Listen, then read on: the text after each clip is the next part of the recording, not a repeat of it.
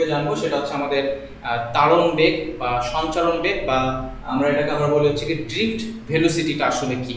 তো তোমরা দেখো, এর আগের ক্লাসে আমি আলোচনা করছিলাম যে একটা পরিবাহীকে যদি একটা পরিবাহীকে যদি একটা ব্যাটারি বা একটা কোষের দুই প্রান্তের সাথে সংযুক্ত করা হয়, তাহলে ওই পরিবাহীর ভিতরে যে মুক্ত ইলেকট্রনগুলো থাকে, ওই মুক্ত ইলেকট্রনগুলো চলাচল করে।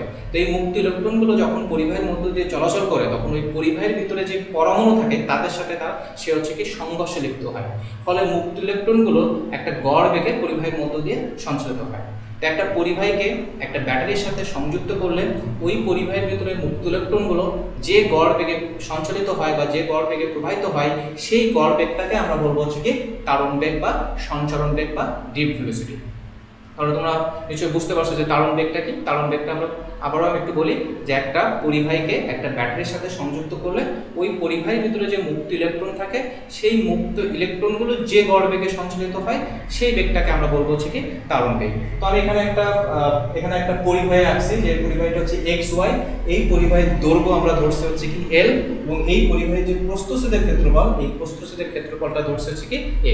এখন এই পরিবাহীর ভিতরে যে মুক্ত ইলেকট্রনগুলো আছে, এই পরিবাহীর ভিতরে যে মুক্ত ইলেকট্রনগুলো আছে, আমি ধরে নিলাম যে এটা একটা মুক্ত ইলেকট্রন। এই মুক্ত ইলেকট্রনগুলো কি হচ্ছে, পরিবাহীর ভিতর দিয়ে কিন্তু সঞ্চালিত হচ্ছে।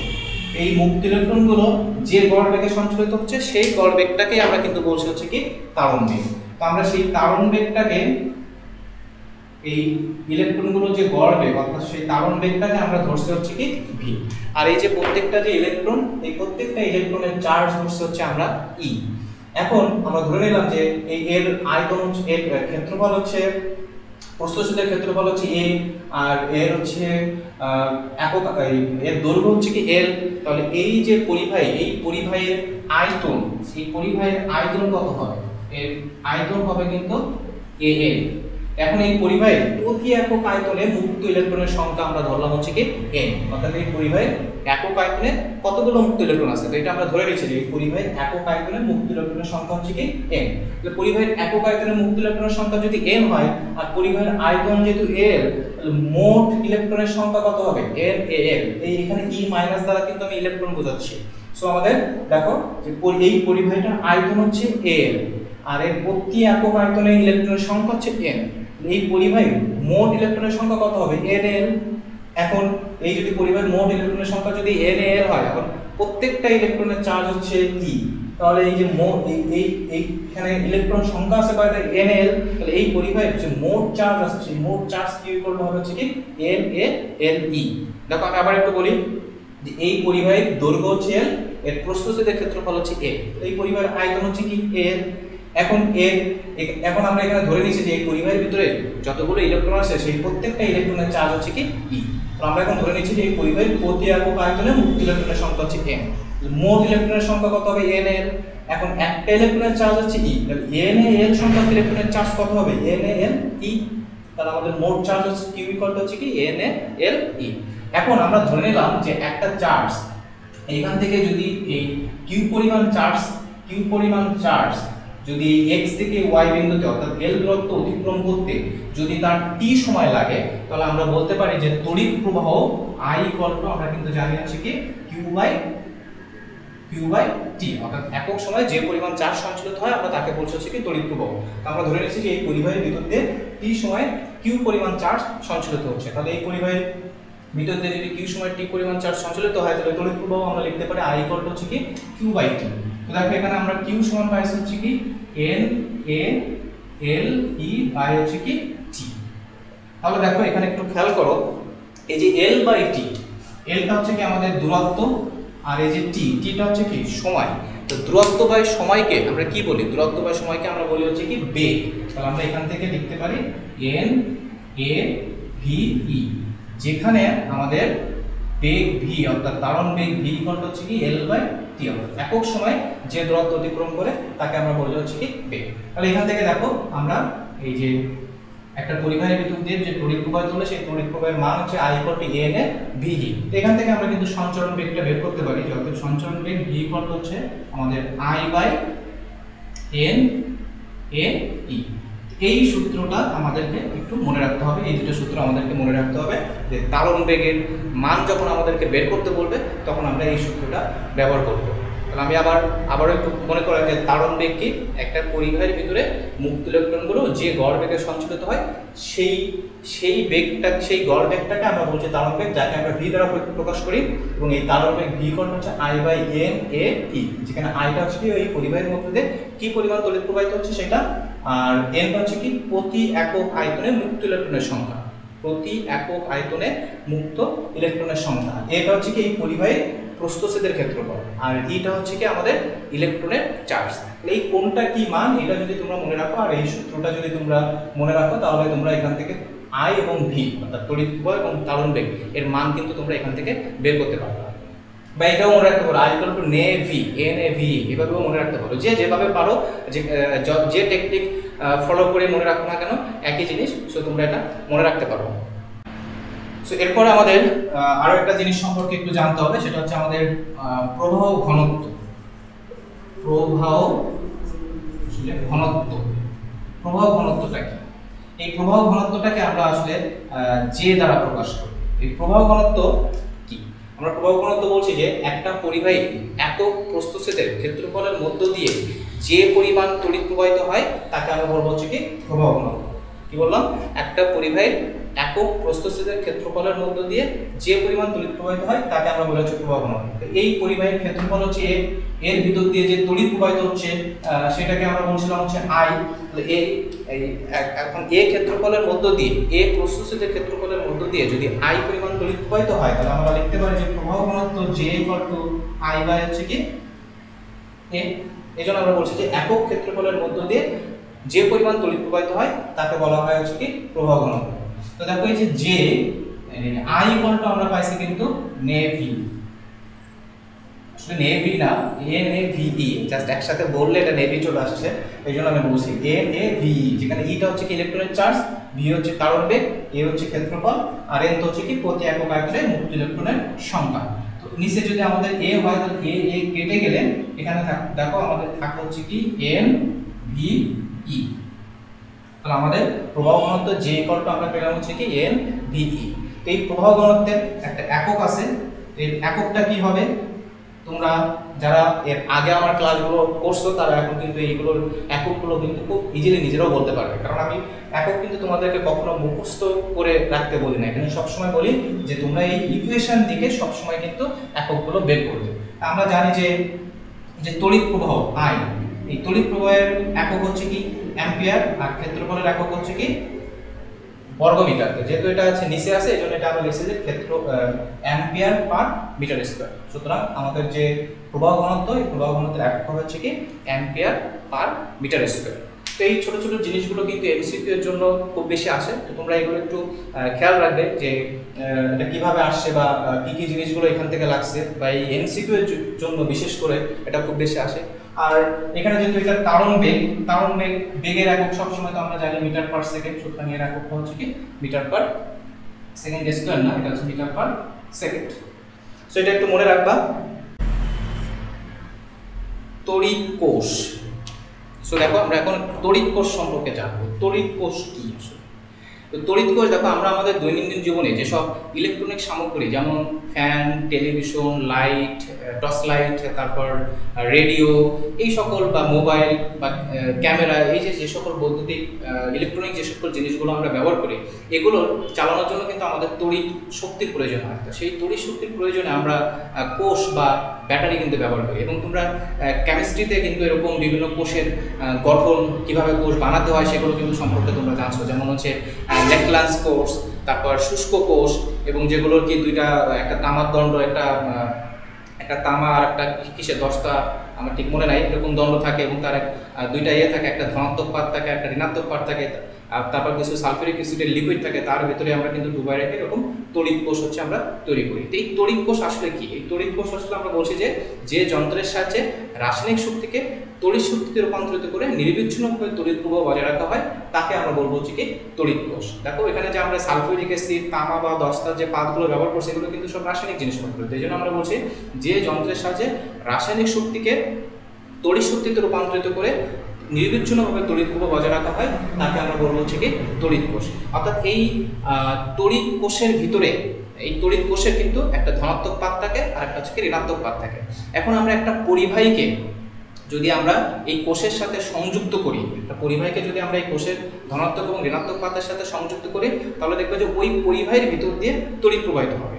আবার কিন্তু ওই যে কোষ, এই কোষের ভিতর দিয়েও কিন্তু তড়িৎ প্রবাহিত হয়। তাহলে এখানে দুইটা জিনিস কিন্তু ঘটে, একটা হচ্ছে কি পরিবাহীর ভিতর দিয়ে তড়িৎ প্রবাহিত হচ্ছে, আবার কিন্তু কোষের ভিতর দিয়েও তড়িৎ প্রবাহিত হচ্ছে। তো পরিবাহীর ভিতর দিয়ে যে পথে তড়িৎ প্রবাহিত হয় সেটাকে আমরা বলি হচ্ছে কি বহিঃবর্তনী, আর কোষের ভিতর দিয়ে যে পথে তড়িৎ প্রবাহিত হয় সেটাকে আমরা বলি কিন্তু হচ্ছে অন্তঃবর্তনী। তো এই কোষ বা ব্যাটারি, অনেক সময় আমরা বলি কোষ বা ব্যাটারি, কোষ আর ব্যাটারি কিন্তু এক না, অনেকগুলো কোষ মিলে কিন্তু একটা ব্যাটারি তৈরি হয়।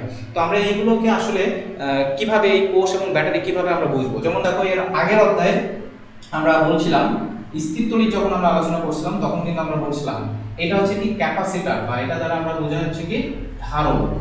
যখন এরকম দুইটা পাত পরস্পর, দুইটা পাত যখন সমান থাকবে সেটাকে আমরা বলি হচ্ছে কি ধারক। আর যদি এরকম একটা বড় এবং একটা যদি ছোট থাকে সেটাকে আমরা বলি হচ্ছে কি কোষ। একটা বড় এবং একটা ছোট থাকলে এটাকে কিন্তু আমরা বলছি কোষ। এই বড় পাতটা এটা হচ্ছে ধনাত্মক পাত, ধনাত্মক প্রান্ত, আর এটা হচ্ছে ঋণাত্মক প্রান্ত। আর ব্যাটারি কি, অনেকগুলো কোষ মিলে কিন্তু একটা ব্যাটারি তৈরি করা হয়। অর্থাৎ যখন ব্যাটারির সিম্বলটা হবে হচ্ছে কি এরকম, একটা বড়, তারপর একটা ছোট, তারপর আরেকটা বড়, তারপর আরেকটা ছোট, এটা হচ্ছে আমাদের কিন্তু ব্যাটারি। সো আমরা যখন কোনো বর্তনী বা সার্কিট যখন আমরা খাতায় আঁকবো বা পরীক্ষা হলে যখন আঁকবো, তখন আমরা এই জিনিসগুলো কিন্তু একটু খেয়াল রাখবো, যেটা কিন্তু ধারক, এটা কোষ, এটা কিন্তু ব্যাটারি। এই এরকম একটা টেবিল দেখবা তোমাদের বইতে দেওয়া আছে, সাজান তখন স্যারের বইতে দেখবা দেওয়া আছে, চিত্র এঁকে দেওয়া আছে যে কোনটা দ্বারা কি বোঝায়, সেই জিনিসগুলো তোমরা খেয়াল রাখবে, ওখান থেকে একটু দেখে নেবে। তারপর যখন আমরা রোদ আঁকবো তখন কিন্তু রোদটা দেখো এরকম ভাবে আঁকি, এরকম দড়া কাটা মতন, খাস কাটা মতন থাকে। এবং এই রোধ বা রেজিস্ট্যান্স এটা আঁকার সময় অনেক একটু খেয়াল রাখবে যে দেখো যে এইটা কিন্তু এই লাইনটা কিন্তু মাঝখান বরাবর থাকবে। অর্থাৎ এটা উপরের দিকে, আমি জানি না এটা আমারটা ঠিক হয়েছে কিনা, এটা উপরের দিকে যতটুকু করবে, তারপর উপরে যতটুকু করবে ঠিক নিচের দিকেও কিন্তু ঠিক ততটুকুই নামবে। তাহলে কিন্তু আমরা এটাকে এটা আঁকবো রোধ। অনেকেই রোধ আঁকার সময় এরকম আঁকতে পারে, এরকম আঁকতে পারে, এটা কিন্তু আসলে রোধ না, এটা তোমার হার্টবিট হয়ে গেছে, যে তোমার হার্ট কিভাবে ভাইব্রেট করছে সেটা। রোদ আঁকার সময় তোমার এই জিনিসটা একটু খেয়াল রাখবে যে উপরে যতটুকু উঠবে ঠিক নিচেও কিন্তু ঠিক ততটুকু রাখবে। আবার এখানে এই মাঝখান থেকে যেন দাগটা দিও না, এটা জাস্ট আমি তোমাদেরকে বোঝানোর জন্য দিছি, আমি একটু সঠিকটাও এঁকে দিই, নাহলে আবার তোমরা এরকম এটা দিবে, ঠিক উপরে যতটুকু উঠবে নিচের দিকেও ঠিক ততটুকুই নামবে। এবং এটা যদি উপর থেকে শুরু হয় লাস্টে যেন কিন্তু নিচ থেকে শুরু হবে। সো এরকম ইচ্ছা মতো উপর নিচে করলে কিন্তু তোমরা রাখতে পারবে না। তো এখান থেকে আমি যেটা বলছিলাম যে তড়িৎ কোষ, তড়িৎ কোষ আমরা বললাম যে কোষের একটা ধনাত্মক পাত থাকবে এবং একটা ঋণাত্মক পাত থাকবে। তো এখন একটা পরিবাহীকে যদি আমরা এই কোষের সাথে সংযুক্ত করি, সাপোজ একটা কোষ, এই কোষের সাথে আমরা একটা পরিবাহী, অর্থাৎ এটা হচ্ছে রেজিস্ট্যান্স, এটা প্লাস, এটা মাইনাস, এবং আমরা জানি যে এর ভিতর দিয়ে পজিটিভ থেকে সবসময় নেগেটিভের দিকে তড়িৎ প্রবাহিত হয়। তাহলে এটাকে আমরা একটা বলতে পারি সরল বর্তনী। তো এই যে সরল বর্তনী, যে আমরা যে সরল বর্তনীটা যে আমরা আঁকছি, এই বর্তনীর পজিটিভ থেকে নেগেটিভের দিকে, এটা আমি এই কোষটার নাম দিলাম হচ্ছে এ বি। অর্থাৎ এই কোষের এ থেকে বি এর দিকে কিন্তু তড়িৎ প্রবাহিত হচ্ছে, এই কোষটার এ থেকে বি এর দিকে কিন্তু তড়িৎ প্রবাহিত হচ্ছে, অর্থাৎ পরিবাহীর ভিতর দিয়ে একটা তড়িৎ প্রবাহিত হচ্ছে। আবার ঠিক এই কোষের ভিতর দিয়েও কিন্তু একটা তড়িৎ প্রবাহিত হচ্ছে, অর্থাৎ এই বি থেকে এ বিন্দুতে এই কোষের যে ভিতরের ভিতরে কিন্তু একটা তড়িৎ প্রবাহিত হচ্ছে।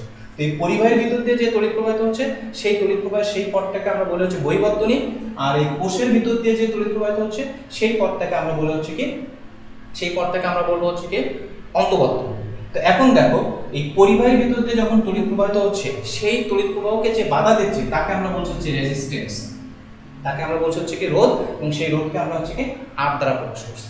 আবার ঠিক এই কোষের ভিতর দিয়ে অর্থাৎ নেগেটিভ থেকে পজিটিভের দিকে, অর্থাৎ বি থেকে এ এর দিকে যখন তড়িৎ প্রবাহিত হচ্ছে সেই তড়িৎ প্রবাহকেও কিন্তু কেউ একজন বাধা দিচ্ছে, সেটাকে আমরা বলে হচ্ছে কি ছোট হাতের আর, এবং এটাকে আমরা বলে হচ্ছে কি অভ্যন্তরীণ রোধ, অভ্যন্তরীণ রোধ। তো এখান থেকে অনেক সময় তোমাদেরকে বহিরোধ এবং অভ্যন্তরীণ রোধ, এই অভ্যন্তরীণ রোধ কাকে বলে এটা কিন্তু আসে। তো অভ্যন্তরীণ রোধকে একটা কোষের ভিতর দিয়ে যখন তড়িৎ প্রবাহিত হয় সেই তড়িৎ প্রবাহকে যে বাধা দেয় সেটাকে আমরা বলবো হচ্ছে কি অভ্যন্তরীণ রোধ। তো এখান থেকে দেখো তোমরা অভ্যন্তরীণ রোধের সংজ্ঞাটা কিন্তু পেয়ে গেলে। তো এখন আমরা আরো একটা জিনিস সম্পর্কে জানবো, যেটা হচ্ছে কি কোষের তড়িৎচালক বল। তো দেখো কোষের তড়িৎচালক বলটা আসলে কি? এই তড়িৎচালক বল আমরা বলছি যে এই আমরা যে বললাম যে একটা পরিবাহীকে যদি আমরা একটা ব্যাটারির সাথে সংযুক্ত করি, তাহলে একটা পরিবাহীকে যদি আমরা একটা ব্যাটারির সাথে সংযুক্ত করি তাহলে ওই পরিবাহীর ভিতর দিয়ে তড়িৎ প্রবাহিত হয়, আবার এই কোষের ভিতর দিয়েও কিন্তু তড়িৎ প্রবাহিত হয়। তো আমরা এখন বলছি যে একটা চার্জকে এই কোষের বর্তনীর এক বিন্দু থেকে সম্পূর্ণ বর্তনী ঘুরে আবার ওই বিন্দুতে আনতে যে পরিমাণ কাজ করতে হয় বা সম্পূর্ণ কাজের পরিমাণকে আমরা বলি হচ্ছে কি কোষের তড়িৎচালক বল। কি বললাম যে একটা সরল বর্তনী, যেমন এটা একটা সরল বর্তনী, এই বর্তনীর একটা যে কোনো একটা বিন্দু থেকে একটা চার্জকে সম্পূর্ণ বর্তনী ঘুরে আবার ওই বিন্দুতে আনতে সম্পূর্ণ যে কাজের যে পরিমাণ কাজ সম্পূর্ণ হয় সেটাকে আমরা বলছি হচ্ছে কি তড়িৎচালক বল। এখন আমরা ধরে নিলাম যে কিউ পরিমাণ চার্জকে সম্পূর্ণ বর্তনী ঘুরে যদি আবার ওই বিন্দুতে আনতে W পরিমাণ কাজ সম্পূর্ণ হয়, তাহলে তড়িৎচালক বল আমরা লিখতে পারি E = হচ্ছে কি W/Q। তড়িৎচালক বল কি হবে? E = হচ্ছে কি W/Q। এখন যদি বলে যে এর একক কি হবে, তো আমরা জানি কাজের একক হচ্ছে কি জুল আর চার্জের একক হচ্ছে কুলম্ব, তাহলে এটা হবে কি জুল পার কুলম্ব। এই জুল পার কুলম্বকে আমরা সংক্ষেপে বলি হচ্ছে কি ভোল্ট, যেটাকে আমরা শুধু ভি দ্বারা প্রকাশ করি। তাহলে আমাদের দেখো এই যে কোষের তড়িৎচালক বল E, এই কোষের তড়িৎচালক বল E এর একক হচ্ছে কি ভোল্ট বা ভি। যেখানে যে আমরা বললাম যে কোষের তড়িৎচালক বলের যে সংজ্ঞাটা বললাম, তো অনেক সময় এখান থেকে বলতে পারে যে কোষের তড়িৎচালক বল 2.5 ভোল্ট বলতে কি বুঝি? কোষের তড়িৎচালক বল 2.5 ভোল্ট বলতে কি বুঝো? তো এরকম টাইপের যদি কোশ্চেন আসে তাহলে কিন্তু তুমি যদি এই কোষের তড়িৎচালক বলের সংজ্ঞাটা জানো তাহলে কিন্তু এখান থেকে অ্যানসারটা দিতে পারবে। আমরা বলতে পারি যে 1 কুলম্ব মানের একটি চার্জকে সম্পূর্ণ বর্তনী ঘুরে আবার ওই বিন্দুতে আনতে 2.5 জুল কাজ করতে হবে। কি বললাম যে 1 কুলম্ব মানের একটি চার্জকে কোনো বর্তনীর একটা বিন্দু থেকে সম্পূর্ণ বর্তনী ঘুরে আবার ওই বিন্দুতে আনতে 2.5 জুল কাজ করতে হবে। তো অনেক সময় এই টাইপের কোশ্চেনও আসে। এখন তোমরা বলতে পারো যে তাহলে বিভব পার্থক্য আর এই কোষের তড়িৎচালক বল এই দুটোর ভিতরে আসলে সম্পর্ক কি, বা এই দুটোর ভিতরে পার্থক্যটা কি? পার্থক্য অবশ্যই আছে। তো আমি একটু পরে সেই পার্থক্যটা নিয়ে একটু আলোচনা করব, যে তড়িৎচালক বল এবং প্রবাহের ভিতরে একটা সম্পর্ক আছে, তো সেই সম্পর্কটা নিয়ে আমি একটু আলোচনা করব। তো আমরা এখন এতক্ষণ ধরে যে জিনিসগুলো একটু করলাম, তো সেটা সম্পর্কিত কিছু এমসিকিউ আছে। তো আমি দুইটা এমসিকিউ একটু তোমাদেরকে স্ক্রিনে একটু দিচ্ছি, তোমরা এই এমসিকিউ দুইটা যত দ্রুত পারো ঝটপট একটু আমাকে কমেন্টে জানাবে। তোমরা এতক্ষণ যে জিনিসগুলো আমরা করছি তার ভিতর থেকেই আমি এমসিকিউ দুইটা দিচ্ছি, এবং এটা একটু আমাকে দ্রুত কমেন্টে একটু জানাবে। তারপরে আমি হচ্ছে তড়িৎচালক বল এবং আমাদের যে প্রবাহ আছে প্রবাহের ভিতরে সম্পর্কটা আমি বের করবো। তবে এখানে দুটো এমসিকিউ দেওয়া আছে। একটা হচ্ছে তড়িৎচালক শক্তির একক কি, একটু আগে আমি লিখে রাখছিলাম, তারপরেও দেখি তোমরা কতটুকু মনোযোগ দিয়ে ক্লাসটা দেখছো, সেটার জন্য আমি আবার এই কোশ্চেনটা দিছি। আর 2 নম্বর যে কোশ্চেনটা আছে বলছে যে রোধ কোন বিষয়ের উপর নির্ভর করে না। রোধ কোন বিষয়ের উপর নির্ভর করে না? এর আগের দিন ক্লাসে আমরা দেখছিলাম যে রোধ কি বিষয়ের উপর নির্ভর করে, সেখানে বলছে যে রোধ কোন বিষয়ের উপর নির্ভর করে না। সেটা একটু তোমরা একটু কমেন্টে এই দুটার অ্যান্সার কি হবে একটু দ্রুত আমাকে জানাও।